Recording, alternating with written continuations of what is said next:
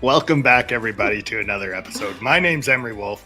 Joining me is Nick Lamb, and this is Just Two Camera Guys, a show where we're going to talk all things camera. Tonight, it's just me and Nick on the show. We have a load of different topics to go through.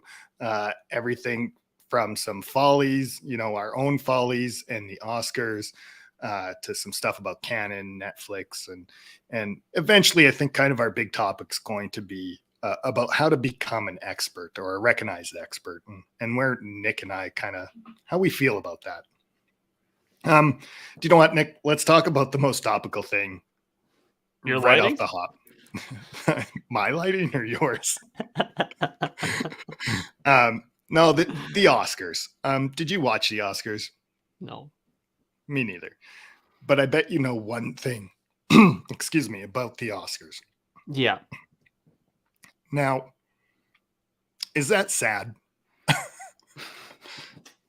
No, I think Coda did deserve to win, so. Yeah. The only film I saw. Yeah.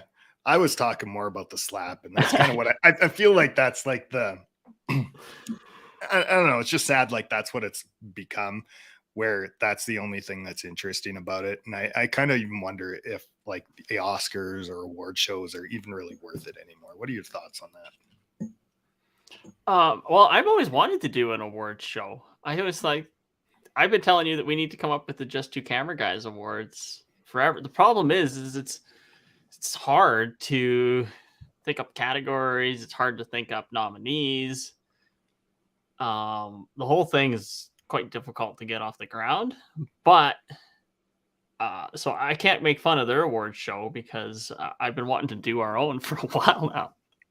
Yeah, and I believe the way you kept saying it was that we were just going to win all our own awards because yeah.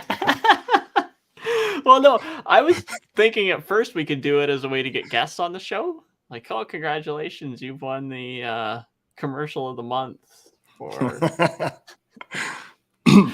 Just Two Camera Guys. So you come on the show and talk about it. Yeah. What about these big like glamorous Hollywood things? Do they have a place anymore, or should we just get rid of them? Well, the place, everything's place is so different. I don't know. Because you can just watch whatever you want. So it's so different. So I think there's still a place for it, but maybe it's hard for it to keep its stature that it once was, just because the world's changed. Everything's so different. It's hard to maintain that level of importance because of technology. Any idea what you could possibly change?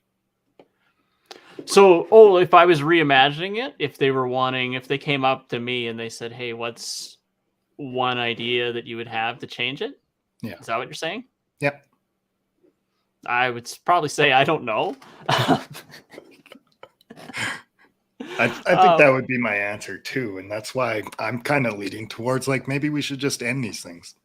Well, okay. Now that I'm thinking about it. So if there was an awards show like that, I would almost want to see some categories, like, this is kind of off the top of my head, but best Netflix show, best Apple TV show, best Hulu show. I don't even know. I've never watched Hulu.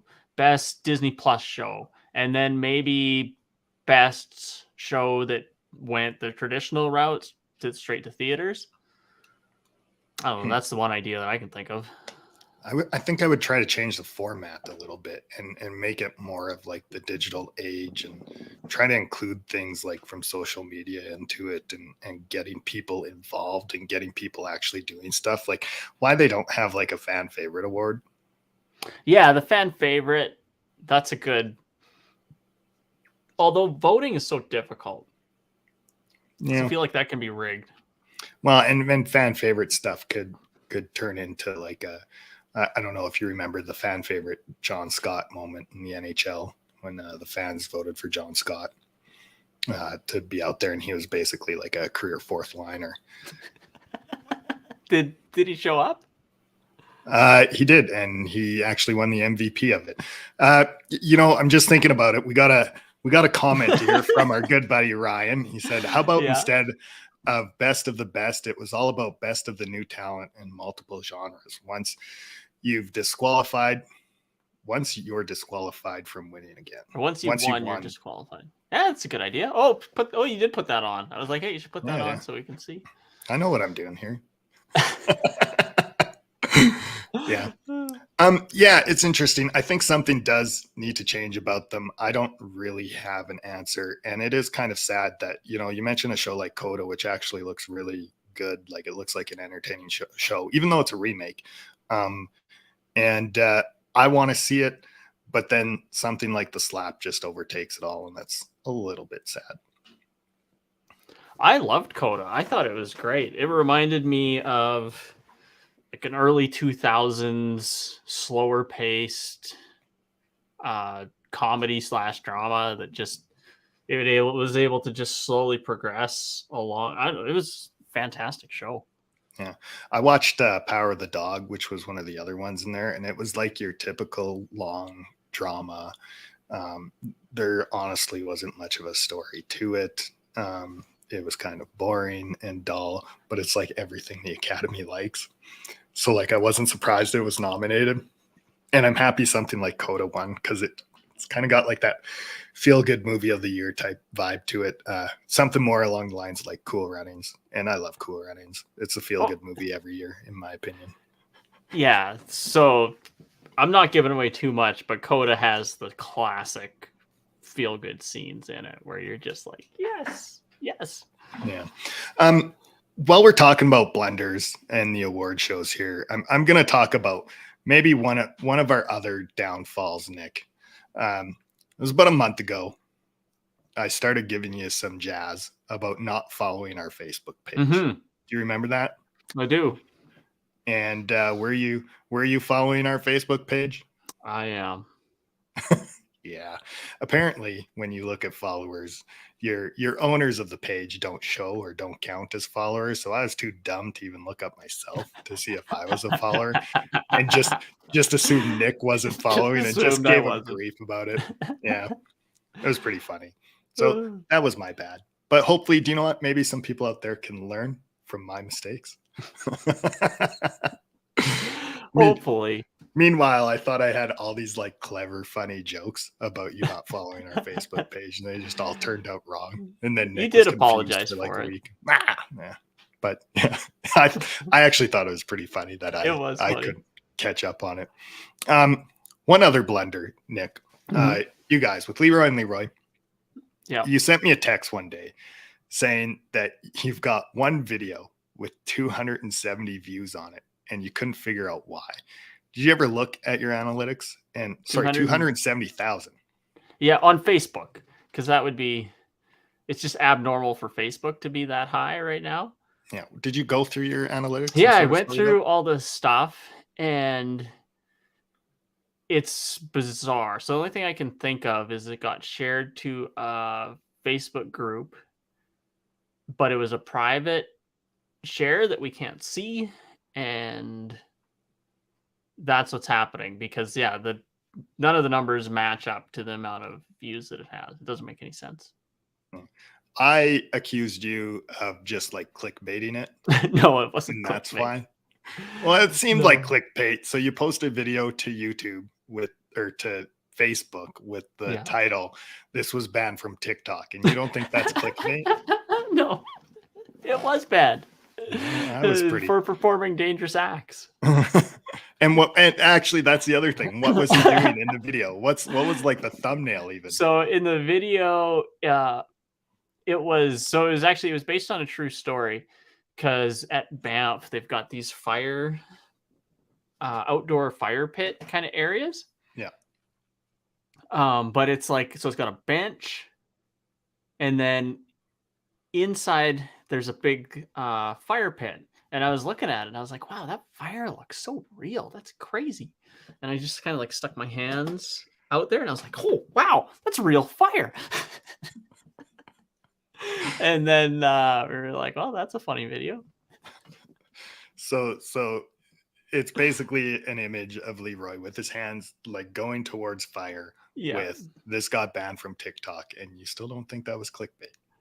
Well, no, it did get banned. So if it's the truth, it doesn't count as clickbait. Yeah. That actually sounds kind of reasonable. I don't know why. It was a good title, yeah, but Yeah. yeah, it was weird. Unless the only other thing I can think of is maybe they're counting some kind of Instagram plays with it somehow. Like maybe it's getting played on Instagram with that video because they're integrated more. I'm not sure. Have you looked at like videos after and stuff? Was there other like trends? Was it maybe algorithmic or? I have looked at other ones, but I can't figure out where the views are coming from with that one. It's weird. Because normally on Facebook, it'll be anywhere between 400 and maybe 5,000 views. Do you enjoy like that sort of idea of like, why did this video go? And then trying to sort of like, whatever you call it, decompose it to figure out. So I do want to get more into that to figure out what makes a video go. Right now, my current thing is I have no idea. It's just totally random. But there is, so Mr. Beast, I don't know if you've heard any of his stuff on this. Yep.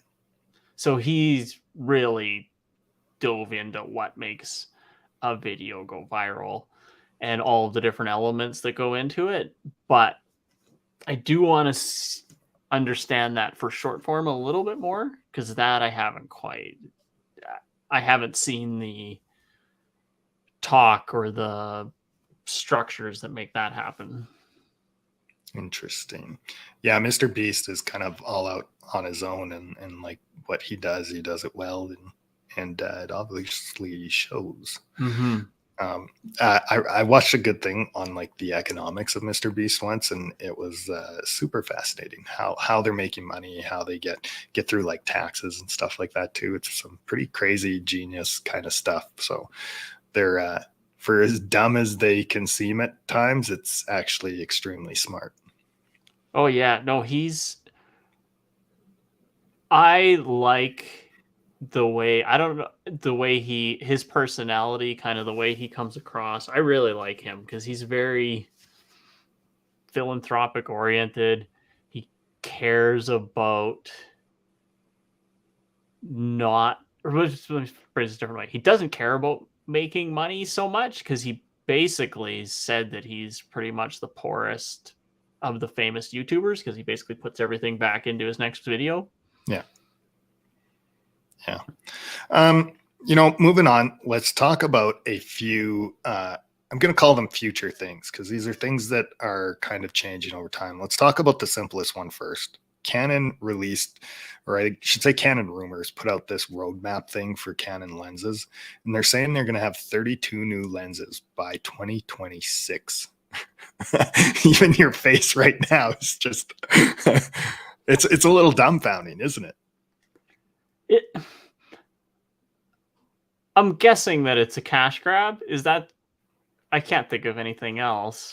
I'm guessing it's like replacing absolutely all the EF with RF. Yeah. Which it makes sense, because idiots like me are just going to go and buy all their new lenses and give them another $50,000. Yeah. Did you watch the episode that Matt and I did? I watched parts. Did you see the part where we talked about Canon's big news? Refresh my memory. They are done with DSLRs. That makes sense. I can see that, because so, like, the head of Canon put out a thing saying that the last 1DX or whatever it was is the last flagship of DSLRs, and the move is to mirrorless. So it'll take some time for them to weed out all the other DSLR cameras. Mm-hmm. and yeah, so that's why I'm guessing that these 32 new lenses are all RF stuff, and they're just going to swap everything over, and almost, within 5 years they might be done making DSLRs. Yeah, that makes sense. I don't really see the point of them anymore. Have you seen the RF lineup of lenses? The future one, the one from Canon Rumors? No, like what they currently have even, do you know? They've got how many is there? Isn't there only like 10 or something? Yeah, it would be around there, yeah. Because So they what do they have right got a now? bunch of like smaller, cheaper prime things, like a 35, a 50, and an 85, I believe. And then they did L's in a 50 and an 85, and then their 85 L's got two. That's got one with the defocus smoothing or whatever on it. And then they did the 100 macro. They have a 14 to 35 and a 15 to 35. The 14's f4, the other one's f2.8. The 27 to 70, 28 to 70, whatever that one is, the f2. I don't think they did a mid one. No, but they got an f4 and f2.8 24 to 100, I believe, as well. And then the 270, which is on my camera now, the 100 to 500, and then the 600s and 800s. They did both the cheap versions, which I own, and then they did the expensive version. So there's quite a few lenses already. Yeah. I don't know what it is. I don't know if this is a human nature thing or if it's just something about me. But when I hear that they're making an f4 and a 2.8 lens, my brain just thinks, why would they even bother making the f4 lens? But it's like, well, not everybody can afford the 2.8 lens. So yeah, it's purely a cost thing too. And like, honestly, even for myself, like, so I've got the 2.8 on here. Did I really need a 2.8? Well, no. Yeah. Oh. But well, think about like the landscape stuff that I'm shooting with it, right? Like, am I shooting at 2.8 ever? Like, hardly ever. Yeah, I don't know. I just always shoot wide open almost. Like when I'm using my 16 to 35, it's almost always 2.8. When I'm using my 85, I won't go 1.2 all the time, but I'll go 1.2 half the time, and then 1.8 or 2 the rest of the time. Yeah. The reason I have it is because in moments where I need it, it pays off. So like right now, this setup, because I didn't light or anything, this is literally just the light in my kitchen. And so I lowered my f-stop. I typically shoot at f4 just so I get a little more depth of field on my face. And when I move around, it's maybe not so shoddy. But right now, 2.8. Have you ever set up and just looked at the difference? So the other day I was filming in here, and I just had my 24 to 105. I think so. 24 to 105 on, and it was f4, which isn't the worst. And I had it set up, and it looked so bad in here, it wasn't even funny. And then I took my camera and I threw on the 1.2 85, and it just suddenly made it look good. It was like, oh, gear does matter a bit. Yeah. Right. Everything I hear too. So there's an f4 version of this lens as well. It sounds like it's just as sharp and everything. It's just, and it's a little bit lighter. But again, when you need that 2.8, when I take this thing out for Astro, which I haven't done yet, it's going to come in handy, right? Like I can actually, I have that capability with that. With the f4 one, I don't have that option. So that's why I got f2.8. Yeah. With that said, is there a lens or something just unimaginable that you can think of that you hope Canon comes out with? So maybe this already exists. But that one article that you sent me kind of got me thinking, not necessarily what the article had, but it kind of got me thinking, why isn't there, and again, correct me if there is, but a lens or a camera system that, so for example, my 1.2 lens, why can't I set it up to say, take every shutter angle from 1.2 to f16, click, and just let me pick on the computer. I can just go through, pick the one I want. You can kind of do that in photos. So you can already? Just a blank stare. So with photos, you can set up in most cameras, you can set up, oh man, the term is lacking. Like bracketing. I That's what it is. It's understand bracketing. that. You could set up bracketing, but it's not bracketing through your f-stop. So it will automatically do that through the camera, but you could still bracket using your f-stop.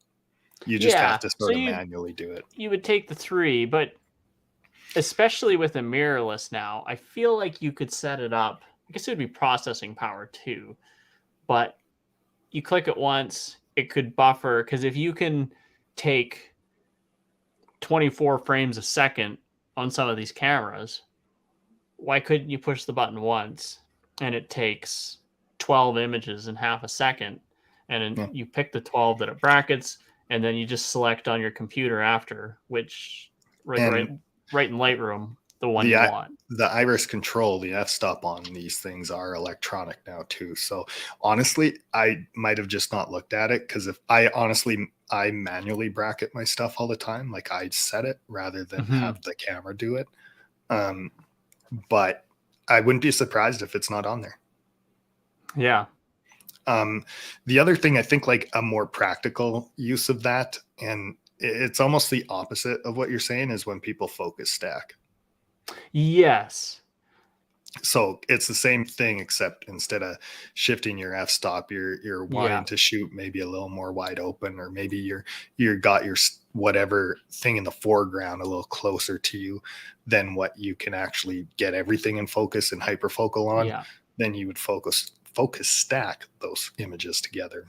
Now that would require a bit more AI if you're selecting it after. I feel like the f-stop thing would be a simpler function of the camera.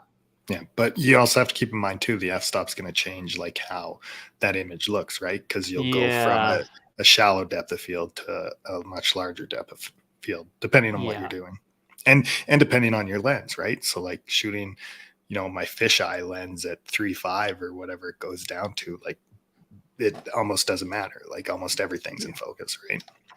Yeah. I'm looking at Canon rumors right now, Nick. And the top article on their page right now is a patent for a Canon 600 millimeter f4 using spotting scope trick. Basically what it looks like to me, I don't know what the spotting scope trick is, but it looks to me like a way to make your lens much smaller.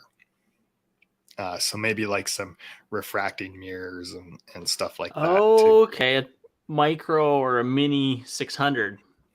Yeah. 2 tubes squished together.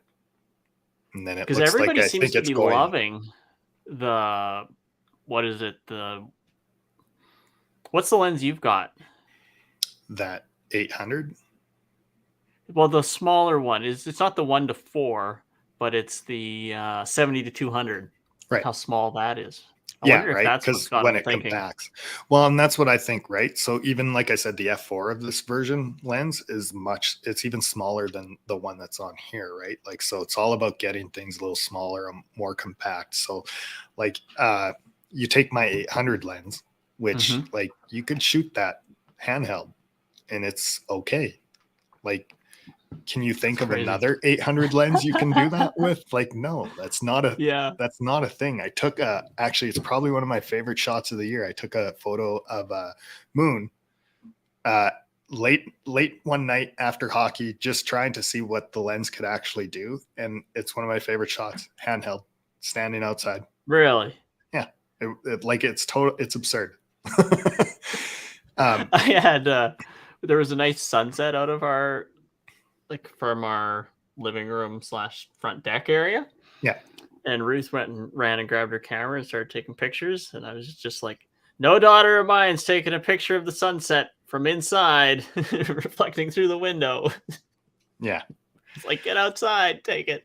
That's good. But yeah, having stuff like that lightweight, and if this, this design works and they could make a 600 millimeter f4, half the size. The article here is sort of saying that its center of balance would be similar to this lens I have on my camera right now. Like, that's crazy. That is crazy. It's Like absolutely that, basically, it changes the game for like sports photographers, right? I mean, as long as it's good as the big lenses. yeah, I guess that. Whoa, sorry, turned on the. Get off the internet. Oh, the power of live, eh? Yeah, let's move on to the next one, Nick. Another sort of emerging tech thing that I find is interesting. It's from a company called Flawless AI. They have a product out that they call TruSync. Mm-hmm. Now, what this is, I kind of, I feel like the best way to describe it is like being able to dub other languages by using like deep fake technology. So like if you took our video now, ran it through their system, they would change it to, a Japanese voice, say, and make our mouths match it as well. Mm-hmm. What do you think about that? So, have you ever done any of the? You know how they say they can take your audio, make you sound like if they have so many words, they can put whatever words into your mouth. Have you ever looked at that? Like just cut words together? Yeah. So apparently, if they have enough of your voice, they can recreate your voice, but Right. you saying whatever they want, Right. like stuff you never said, I guess is what I mean. Right. I've never But seen or played with anything like that. No. I've tried to get one of it because I was trying to I was doing a voiceover and they wanted to change one of the words. And I was like, oh, I wonder if I could just do this and take this person's voice and make it work. And I must have either had the wrong program or the right technology. It just sounded terrible. It didn't work at all. But that wasn't the question you'd asked. Basically, So, you're sounding like you're doubting the technology. Is that what I'm well, hearing? I'm doubting that it's true AI technology. I feel like somebody's just rotoscoping and changing in the stuff because it looks so good that I'm wondering how. I doubt it's as automated as they say it is. That's what I'm doubting. That's interesting. There's probably to some degree you're right? But I mean, like that is a great question, Nick, because like I do wonder how much cost there is and how much time it takes. Because in my mind, this was going to make things quicker for dubbing and make it better. And then, basically every movie could just get run through it, and every movie is in every language all the time. And it was fantastic. Yeah. I had no downsides in my mind. Although the auto captioning technologies come so far in the last couple of years. So maybe it is possible. Because I remember trying to auto caption stuff even 5 years ago and it was borderline impossible. And now I'll look at a video and it pretty much gets everything right. Yeah. The other thing too, we talked about it a while back, and I don't remember. I think it was the Anthony Bourdain documentary where they used AI to put in his voice to like read over some things of his. Now I feel like this is a very similar technology, and it's funny. At the time we were talking about Anthony Bourdain stuff, we were questioning whether that was like morally correct to do. Oh, is that what I see? So you're wondering if you're wondering it from a moral standpoint. Yeah. Or like if they can do this, like what's stopping them from making anything, like for an example, the video they show, they do some stuff from Forrest Gump, and we've all heard things with, China banning things or re-editing things or not allowing certain things. Like now they could make it whatever they wanted. Yeah. Although I feel like that we've already crossed into that. We've been in that world for a while now. So we've gone too far. There's no going back. I don't know how you could. I think that's a fair point. But I guess so are you basically saying at a certain point what would even be allowable in a court?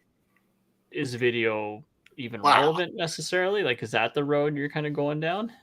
Yeah, it's kind of a gray, muddy area of ethics, and I'm not Mm-hmm. sure the proper ethics when you get into this, and that's really where the conversation, I think, sits. And Yeah. there is this positive side. Like I said, someone could take our faces and voices and make it into any language, which seems amazing, but at Mm-hmm. the same time, it also means that they could probably do other more malicious things with it. Now,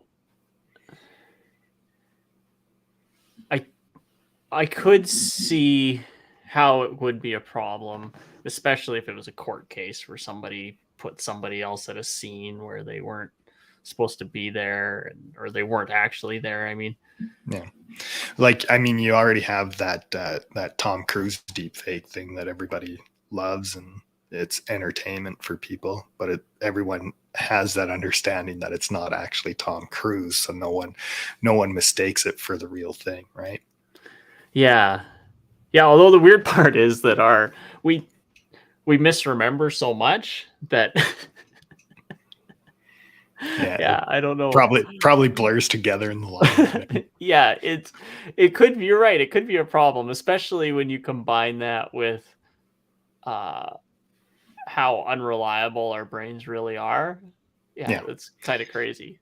And the other thing too, like having a company like Flawless AI doing this, they're doing it for a business, so it's not like I shouldn't really have a fear of it being malicious. But if they can do it, someone else can, and it's only a matter of time till someone else figures it out. Yeah. Anyways, I think it's just an interesting thing to talk about. I think it's an interesting set of tech. I'm actually kind of like, I think it would be really neat. I use the example of us going to like our movies going to Japanese. I would love seeing, some of the old kung fu movies, redubbed with Oh this thing into yeah, English. putting it to Like, English. I never even thought about it uh,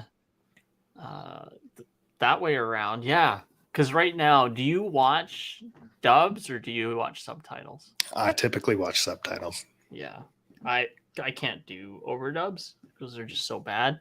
It And I depends. don't It know. depends on the movie, though. If I know the movie's going to be cheesy, I'll probably watch a dub. I don't know if I could even watch a movie with the TruSync without the real voice. I'm probably too. I don't mind watching subtitle movies, and I don't think I don't think I could do it unless I didn't know. Yeah. Cool. Well, we'll move on to the next thing here, Nick. I think before I do, I'm just going to throw a reminder out. If anybody has a question or comment, just leave it on the social media of choice that you're watching this on. It should pop up for us, and we will try to address it. The next, Hold on, we got this one comment here. It says live viewer comments show up on StreamYard. This is an example. yeah, boom, just like that.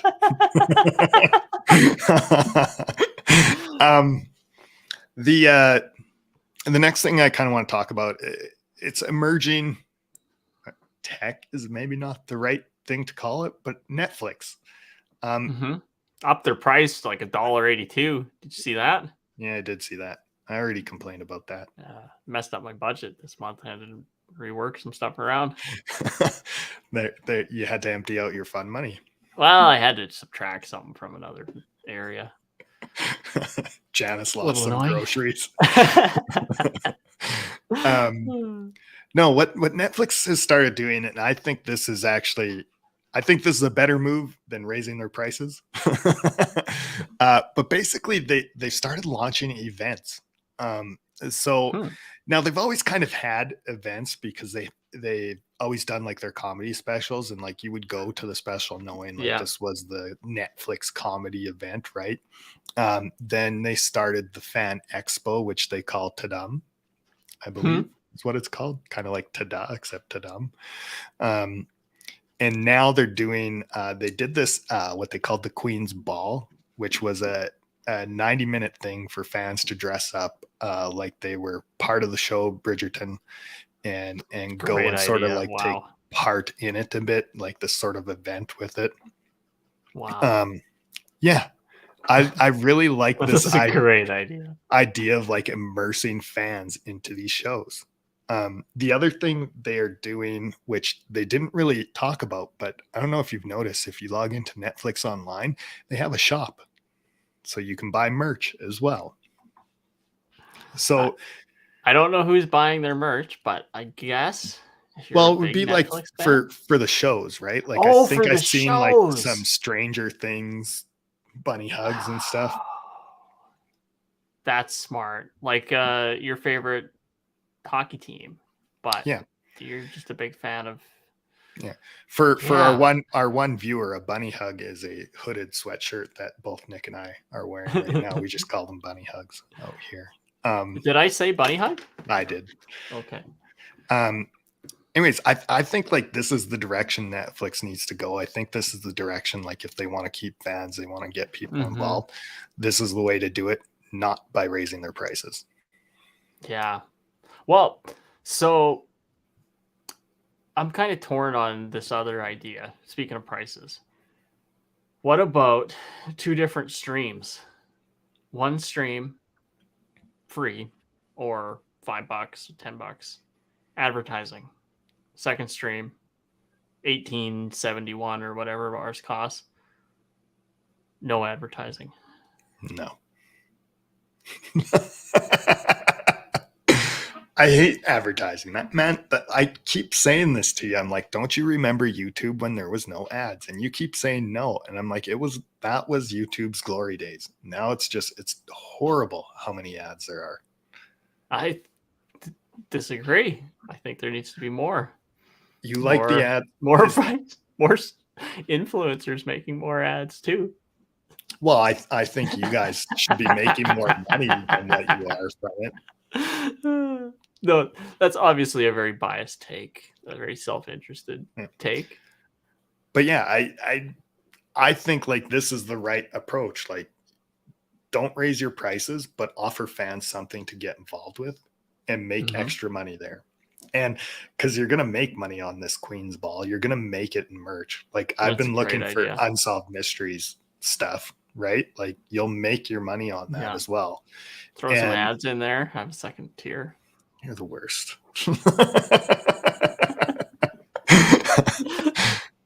Anyways, it's an interesting concept. I think it's something people, if you're really into a show, you should be watching for. And yeah, go check out the store. Like I said, there's a few things in there. Some of them are actually kind of cool, and it'll always be changing, right?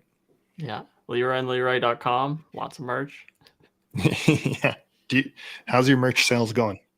It's all right. Like it's nothing to write home about or to jump up on the desk and celebrate, but it's good. It's like it's nice and steady and allows us to do a little bit of traveling because it's literally where all the money goes from merch. It goes straight to the account that buys more merch and travel.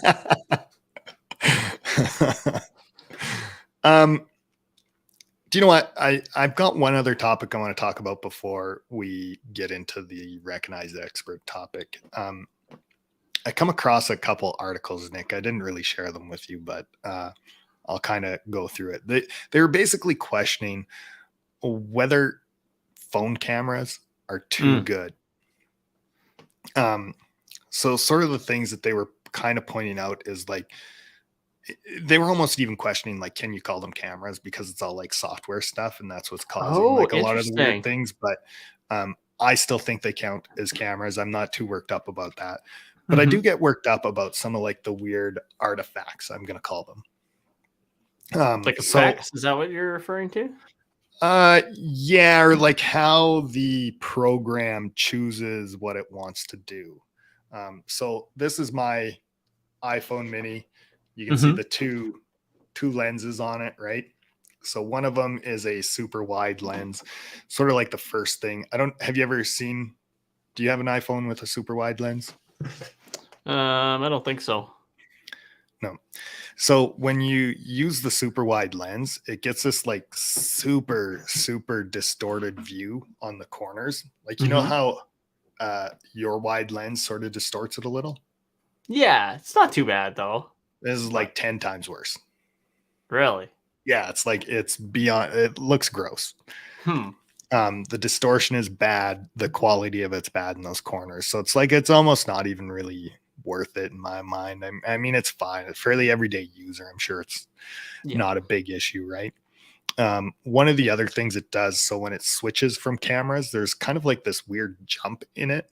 Or if you're like, or if the camera switches to like macro mode, it has this weird jump, and you don't get the choice as to whether you want to make that jump or not. It just does it. Like if I just zoom, it just does it and goes into that ultra wide or whatever. Or if you bring something close to it, it'll just go into macro mode rather than letting you choose. So that's a bit of a problem with it. Almost everything having to do with slow shutters are problems. So like when you take your nighttime shots, it'll super kind of overexpose stuff, so then it'll introduce a lot of noise with that, and then it over sharpens everything at every time of day, so that gives you some like weird lines of things that can show up. They call it the computational things. One of the other things they were sort of picking on was like the HDRing and how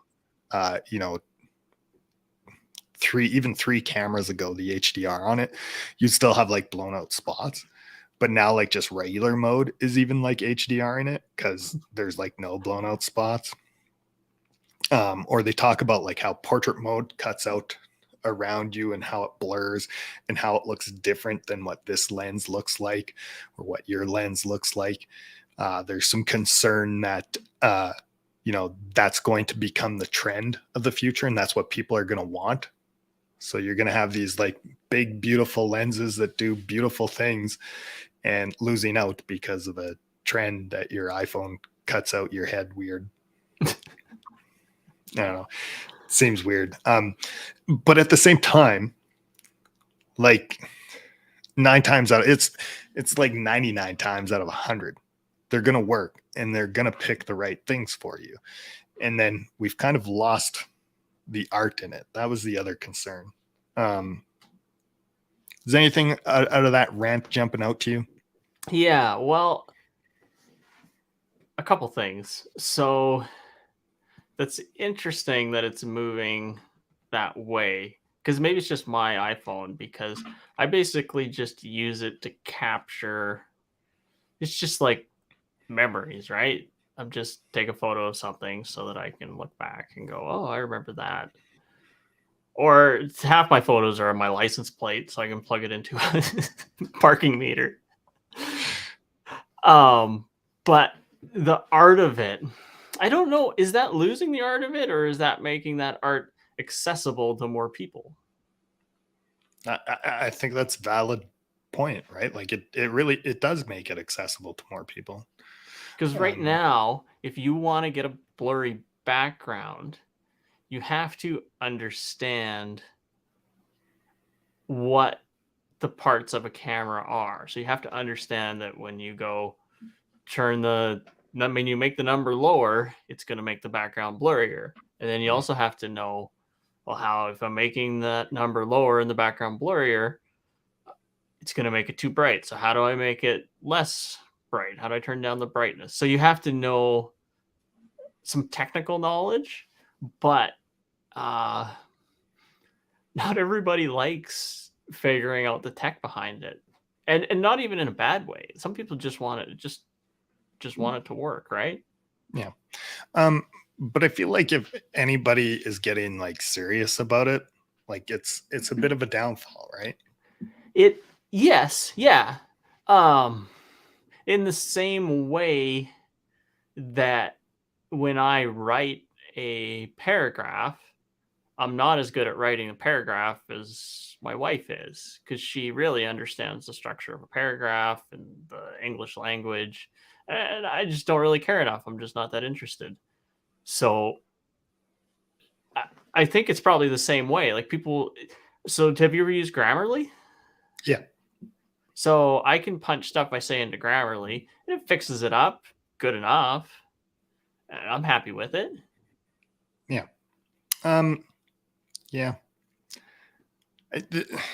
I'm just playing devil's advocate here because I love like here's the other thought I have with it too, right? Like, so what I list off, like really half a dozen real problems, and that's it. mhm. Otherwise, it works 99% of the time. Like, I'm pretty sure they know those problems. So, Yeah. like, how long until they fix them? Like, it's not going to be long. And then next thing you know, it's like it's pretty much the perfect camera. Just boom, Well, the done. glass does matter though. It still does. But Why? yeah, you're right. Maybe for how long? That's maybe the question. Was can the software overcome the physical limitations? Is maybe the bigger question. Yeah. I think it's kind of just a matter of time until it does. And we might not even be that far away from it. Oh yeah, no, we're not. And I would be worried about the future of video makers and kind of specialists like me, but there's just a need for so much video now that we're so much in demand that it doesn't matter as much as it would have, even if the techs come along. Yeah.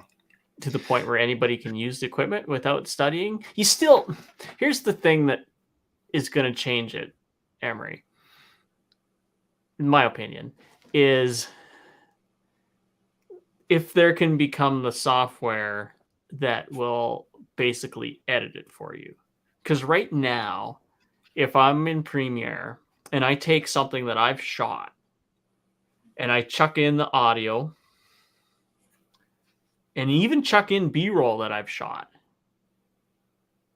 but don't fine tune it, like don't add the polish to it, it's still going to look so-so.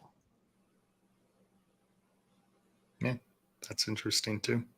I feel like those programs like Adobe is working at stuff like that, right? Because they have to deal with ways to try to automate systems to make video for, you know, a 16:9 to a 9:16, right? For your and phone. you know what's actually, okay, so actually, if there was a automated software that could detect, you'd have to change the number. So on your camera, you'd have to change it from, actually, so if you shot everything at 60 frames and there was an essential, you know how there's that essential sound panel where you can tag, this is voice, this is audio, or music, this is effects. So I was playing around with that yesterday or today even. And so it'll basically auto mix your stuff for you. If there was an essential video panel where you tagged, this is B-roll, this is my talking head, this is my time lapse. And so they took your B-roll and it just said, do you want this to be in slow motion? Yes. And then it auto stabilized it, turned it in slow motion, interpreted all the footage for you the same way that they did the sound. That would change it. Yeah. I don't remember what movie it was, but there was a horror movie about AI that they used an AI to create a trailer for it. Yeah. And it was like the most bizarre trailer I've ever seen. But it, like, I mean, it was still kind of like effective. Like, it still seemed like a horror movie. It sort of had the right idea. It just probably needed some more time. Probably needed a better movie to work on too. But I used AI, so I subscribed to vidIQ. I've got a 2-month test right now, and basically they've got a bunch of AI for their tagging and stuff, and they've got this title maker, and I let it pick the title for our one video, and it's like the title that they came up with was "Stop the Insanity and Get Free Parking in Banff." sounds fun, Nick. Yeah. I mean, it's no ban from TikTok, but yeah. But at least it didn't cater to clickbait ways. It's not clickbait. No. Anyways, it's interesting always talking about phones versus cameras, and you know, we made fun of our name and how we're kind of the last of the camera guys because of this stuff, and it really does, like reading those things, it, you know, there's such minimal things wrong with them. It really does seem like this is we're a dying breed, and you're still gonna need to know it to take it to that very next level. But Yeah, I think there's going to be like what you're talking about is the difference between like quality versus quantity. Mm-hmm. And there's going to be quality people over quantity people, but that quantity is going to be the norm. It's the more I think about it, it's actually similar to Grammarly. Whereas if you really knew the English language, you'd be able to step it up a notch further, but it's enough to get you by. Yeah, it's good. It's good enough, right? Um, cool, Nick. Let's move to the last sort of Yes. bit we wanted to talk about here. So there's a lady online. Her name's Dorrie Clark. She exists in real life too. Just in the metaverse. Yeah, she's been doing this sort of expert business sort of stuff for some time now. And I came across this article about uh, how to become a recognized expert in your field. Mm-hmm. And the article itself sort of talked about like what she had done through her career to sort of fire it up. And then what I ended up sending Nick was this like evaluation toolkit thing, because it sort of had everything summarized up in it. Yeah. Anyways, there's 3 elements that she points out that you basically are your steps to follow to become a recognized expert. So your first element is content creation. Your second element to it is establishing social proof, or for an example, credibility. Mm-hmm. And then the third step to it is building your network. So that's a pretty simple set of sort of guidance for it. There's obviously a lot of things that can fall under it. But I wanted to talk about being an expert. So Okay, Nick go and I, through those 3 things again, because this seems almost too simple, but yet if you did it, it would work. yeah, right. Like, so the content creation stuff, when you go through her checklist of things, so she's kind of got like this toolbox where you would check off like what you've done type stuff. So under content creation, I've created publicly and shared long form content such as blog posts, articles, podcasts, or videos, how many times you've done it, and then points for each one, and your points would add up. So like for never would be 0 points, one a few times a year is 1, monthly 2 points, every 2 weeks 3 points, weekly 4 points, yada yada yada. Yeah. And then a bunch of other questions, At the how end, long. you learn what your spirit animal is. Yeah, you go Mine's a through it, penguin. I think mine's a wolf. Why is yours not a lamb, Nick? That doesn't make any sense. Like penguin. So anyways, yeah, there's a bunch of questions like that. You'd answer it out. Establishing social proof. So one of the examples on there, she has like, on my preferred social network, I have at least 0 followers, 100 followers, 500 followers, 1,000 followers. And again, the point system through that. And then on the last section, building your network. It would be things like people in my field regularly reach out and request to meet me, not yet, on an average of, and so on and so forth. So hopefully that makes a little more sense. But I think the first thing I kind of wanted to it after the video is done. Yeah, maybe that's a good idea. I'll try to do that. That means Just I got to stay up later. No, I can put it in tomorrow or whatever. I wouldn't worry about it. No, it'll be quick. I'll do it tonight. Yeah. The first thing I kind of want to touch on, Nick, is we work with some younger people with the Pats crew and stuff, and we get asked things often enough. Do you consider yourself an expert? Well, it's funny. Yeah. So when we were talking about this, I would consider myself capable, but I think it's my personality that just, I kind of always feel like there's more to learn, but there's probably some things that I'm getting closer to becoming an expert in, but I'm wondering if that's just not having spent enough time around people that are at the next level. Because you know what it's like when you see somebody that's extremely good at what they do. You're just kind of like, whoa, oh wow, that's crazy. Like that one replay guy from Saskatoon. When you watch him work, you're like, oh, that's what. Shout out to Brandon Dick. Yeah, you're just kind of like, oh, that's what you could do at this job. That's crazy.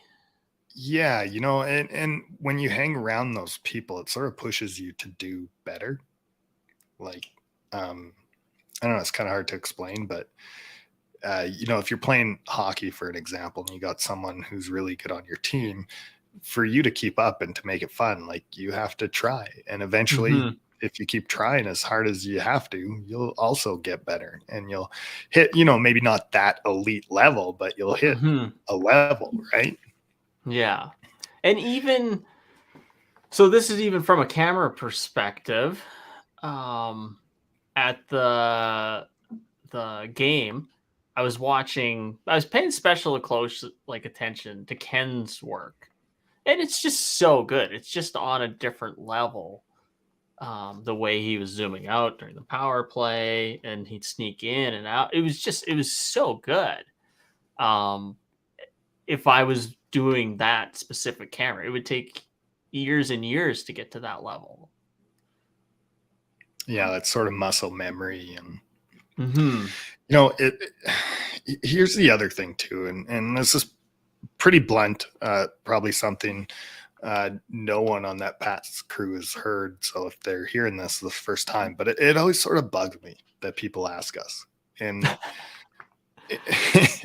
it's because of that thing. It's like, I don't think I'm better than anyone else. And I don't think like I'm that great. Like they all know this. I do think I maybe get a little too like amped up about some of those things. And maybe that's why people ask me. But yeah, it was the same thing. Like I never thought of myself as like an expert.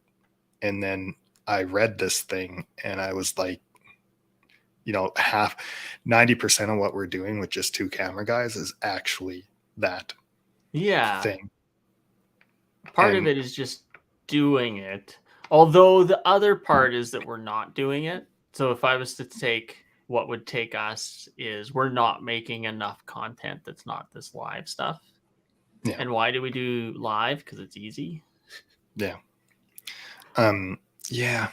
And the other thing too, and like, I mean, me, like I'm hypercritical of what I'm doing. And, like with the TSN game we shot there and I watched it after and I'm like, yeah, we were definitely the B crew, right? Like, just like, I was trash, like, just like, whatever about it. But at the same time, like, to me, that just means like, oh, well, it's okay that I was trash. I could get better. Like, and if I had a little more time, a little more opportunity, I would get better. Yeah. So that like takes me out of the expert equation, like in my mind, right? So now I think I'm finally getting to what the point of the article was to teach us how to become an expert in our field. And I have no doubt that if we actually did the steps that are outlined in that thing, that it would work. Yeah. So here begs the other question. Are you trying to become an expert in your field? Well, I think after reading all of that stuff, it's more of, I think I need to try a little bit harder. Interesting. See, because I kind of took it again. I'd never thought of it like I was trying to do it or anything. But after I read it, it was kind of like, oh, maybe that is what I'm trying to do, is become an expert in this field. Yeah. So this particular show, the Just Two Camera Guys one, I've always viewed it overall in the lens of us just having a conversation with each other. It's basically just taking our phone calls and putting them in front of a camera. Right. But since we've started it, I'm kind of thinking we should do some other content camera related to put up here to grow it. And I don't know if that's just the capitalist mindset is you need to grow, or I'm not sure where all that comes from. It's funny actually, because I think where that comes from is like another like pretty modest point where like we enjoy this. We enjoy talking to each other. We enjoy talking to the other photographers or video people we have on and learning from them, right? Like after Kelsey's episode, the last episode, we talked about like wow, that was really good for like 20 minutes after. Yeah, we definitely need to get to know our stuff a little bit better. Yeah. And you know, it's one of those things. So we're doing it for ourselves in that way, but I still think like that end goal is, sorry, let me put it this way. We basically scheme how to make that better because I think we enjoy it. But I also think like by making it better and us scheming to grow things and do all these things, these are sort of those things that are about becoming an expert. And I think it just goes to maybe to the point that trying to become an expert in the field is natural for both of us to do. Just we didn't really realize we were trying to do that. Yeah, no, that's true. And will we ever hit that point? That's the other question. Well, it depends what. There's always another level, so I guess it depends how far up we want to go. I think more like about retirement now. Like I'm like, man, I just want to get all my lenses and everything set. So when the time I retire, I can just go out and take photos and piddle around on my own. And it's not even about becoming an expert. It's just about enjoying retirement. Well, yeah. So I don't think I ever want to retire. But maybe that's because I've never really had it would be different if I was like laying brick and it was physically exhausting and demanding.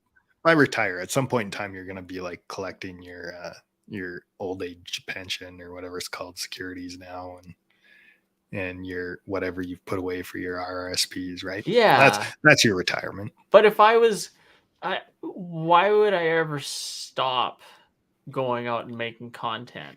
Yeah. Or you talk about like Kenny, right? Like Kenny's supposed to be retired, but he's still working on people's houses and he's still doing the video thing. And he has never said, but I can guarantee you he doesn't need the money. Yeah, I'm pretty sure he doesn't. I just know he doesn't. You can tell by the way he answers. The way you can just tell he doesn't. Yeah, I wish I could do a Kenny impersonation right now. Because it's answered with so much confidence. You know what I mean? It's like, yeah, you can just tell. Yeah, he's a pretty laid back dude too. Well, Nick, like you said, I'll maybe post a link to that afterwards so other people can have a look at it and, maybe gauge where they are sitting with it, how they feel about it. And, honestly, too, I think it might be something I might actually go through this to see like how I actually think we rank up. And you know what we should start doing? The other thing, too, is if we track it, it'll show us like if we're moving in that direction. It will. So this is great. So we should take something like that kind of quiz or whatever and bring them to a meetup. Yeah. Because that could be part of it. And not that you need an activity to do, but if it's something that's a lot easier to kind of, if there does happen to be some new people there, it'd be something to break the ice or something for us to kind of track to do together to kind of see where we can take the next step. Or Speaking of our meetup, Ryan's not watching anymore, but wasn't he supposed to be contacting multinational for us? Yeah. Can you bring him on? Yeah, just bring him in again. Yeah, we really need to make that happen. We need to just pick a date, set a date, and do it one of these days. And we'll talk to him. Do you know what? Maybe I'll try to give, if I can remember tomorrow, I'll give Malty a call. Yeah, maybe we got to do it because Ryan's pretty busy. I was going to send him the link, but I can't find it here. Nah, whatever. Yeah, I think maybe we just do it. I wonder if Multinational has any hard liquor. Oh, because you... yeah. Because I got a soft tummy. Yeah. I don't know. Nick, to get things wrapping up for the evening here. Sorry. I'm just looking for that email. Yeah, we've just spent over an hour here. Do you have a shelf of shame this week? Got rid of it. I got rid of it. That's it? That's all you're going to say? Sold my laptop. What'd you sell? My old MacBook. Did you get a How good long price? have I had this new one? So, when did I get it? November, December, January, February, March, April. It only took me 6 months. Probably lost $150 by waiting that long. Oh, well. Yeah, it's gone. So I'm just pumped because I've reduced my shelf of shame by an item this week. Does your old MacBook really count as a shelf of shame? Maybe. So actually, can I ask you one question? No. I'm trying to figure out if I sell my PC or not. And I'll let you know my one hesitation. I had a video that I was editing, and it was the summer camp. So I did their video last year, and then they just wanted like 2 things updated. Oh, and then a new voiceover. So I guess it was a lot more than that. So they wanted a couple dates changed and then some of the voiceover put in, like the new voiceover, but basically the same video. I tried to pull it into Premiere on my Mac, and all the files were weird. None of it was the same. They were all linking strange. Didn't look like I thought the file was corrupt. Then I went to my PC, loaded it up, and it loaded up perfectly. So does that mean I can't get rid of my PC now? Well, when can you offload that thing? What do you mean? Well, like when's the job done? Well, it's done, but it's not uncommon for...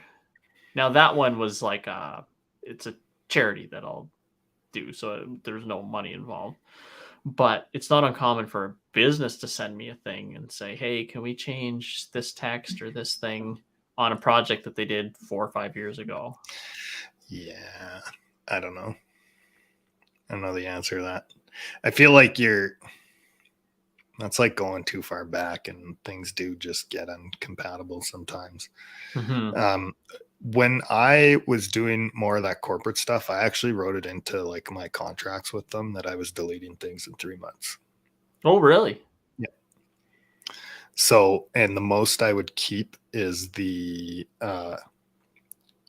I also give them the option though, if they wanted all the video, give me a hard drive. I'll dump it on for you. Yeah. You can have all the video. It's yours. I don't care. As far as the edit goes, I will keep like my final version of the edit, and that's it. And if we can work off that and adjust it after, we will. But after 3 months, it'll be gone from my system. Wow. Which wasn't necessarily true. Yeah. I technically still have some stuff from years ago, but it's just because it's on a old external drive. I just haven't deleted. Yeah. Yeah, so, I don't know. I don't even know what that computer's worth right now. I don't know, maybe $500. Yeah. Because here's the other thing, right? Eventually that computer dies anyways. Yeah. So if you're concerned about like the one client, what I would do is I would try to like offload what you can to work onto that Mac. Mm-hmm. So like any sort of file rough edits or anything, dump those out in like a good format, so you could re-edit that. And then if there's like a definite one shot you need to keep, maybe re-export that out into another file and then just make sure that it all works on the Mac. So you're going to lose like all your editing, but yeah, like I said, the computer's going to die. You're going to lose it all eventually anyways. Yeah. I should probably go through all my drives. I'm just too lazy. You have a lot of drives. You overkept things, in my opinion. Yeah. Coming from the guy who was like, no, I delete stuff after 3 months. Yeah, big time. Yeah, there's probably a happy medium in there somewhere. It's like probably 2 years or 3 years or something. Yeah. But yeah, I had it in the contracts and I was very upfront about it. So yeah. Yeah. I don't know. Does that help you out? No. I still wonder if your MacBook is allowed to be part of the shelf of shame, though. Because it was your good editing laptop until you got your new one, and your new one was just better. Yeah. Does that count? I think so. But I'm the guy. Like, it wasn't that shameful until you got your new laptop. It wasn't, but I used to be so good about this, where the second there was anything new, I'd sell it. I'd sell my old iPhone. Now I've got 4 old iPhones just sitting in my drawer. Yeah, I would have had 2, because you know me, I like to keep mine as long as possible. Yeah. And the only reason I got rid of one was because a friend, they wanted it for their kids to so that they could just communicate with them. So like for a kid to just have FaceTime when they're at home or whatever, right? Yeah. Yeah. And then the best part was my friends kept FaceTiming me. It was fun. Because for some reason, like, the account didn't come off the phone. It didn't come off. I was like, oh, hey, Cap, what's going on? He's like, oh, I was looking for Quinn. That's awesome. So, kind of like how your daughter can read your text messages. Yeah, pretty much. Exact same thing. Oh, man, that's good stuff.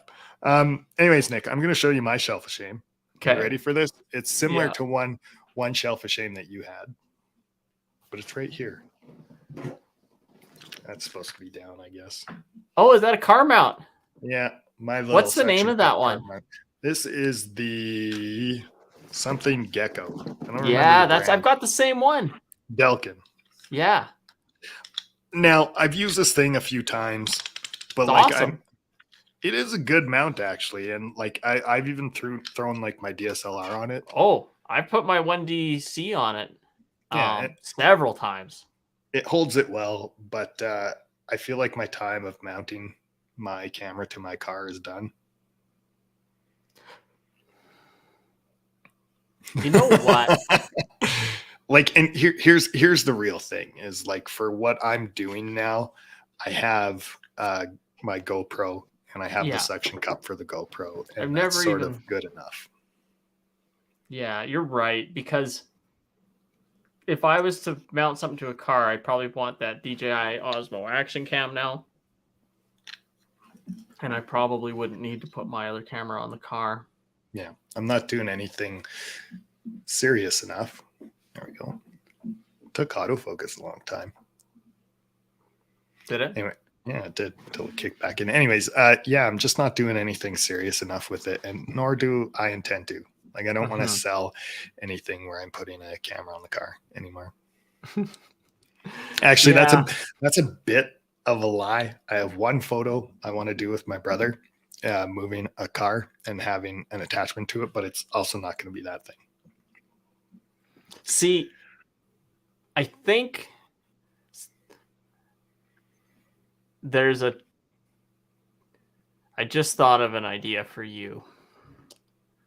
It's chasing yesterday back roads. You mount the camera to the car and it films you guys driving down these back roads for hours. Your whole video is like 4 hours long. So we did that once. Yeah. And we got like our one and only complaint on the page.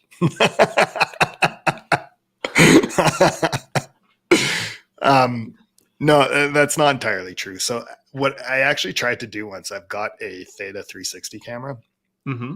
and I thought I could like stream that live, and I was Yeah. gonna like take people with us, and then you could like move around my car while we're Yeah. doing it. And then the other thing too was gonna suction cup it to my sunroof Yeah. so that it was also like behind Susan and I, so you couldn't Mm-hmm. see our faces really either, which was also a big perk of it because we're kind of anti showing our faces on the site. And but it wouldn't actually like stream out. So I was a little bit crushed by that. So then I took the GoPro out the next time we went out. Yeah. And we were in the hills near Arcola.